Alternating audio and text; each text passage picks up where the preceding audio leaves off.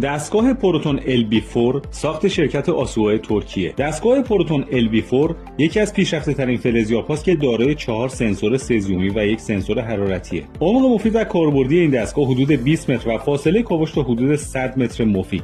پروتون LB4 قابلیت آشکارسازی فلزات و تفکیک همزمان آن، قابلیت اسکن و تصویربرداری از اتاق، تونل‌های زیرزمینی، تپه‌های باستانی دارد. اطلاعات خروجی دستگاه از طریق بلوتوث به لپتاپ ارسال و به صورت خیلی ساده و قابل فهم برای هر اپراتوری نمایش داده میشه و در کل اطلاعات خروجی سیستم‌های پروتون شرکت آسوآ نیاز به تحلیل سخت و پیچیده نداره. در اطلاعات خروجی دستگاه‌های پروتون علاوه بر نمایش شکل اهداف از جمله فلز با تفکیک و تونل‌ها و سازه‌ها و اتاقک‌ها، دستگاه عمق هدف، فاصله از هدف و جهت دقیق هدف و موقعیت جغرافیایی هدف رو هم بهتون نمایش میده. اگه میخواید با سیستم‌های برند جهانی آشنا بشید، همین حالا پیج شرکت پایدار معدن رو فالو کنید.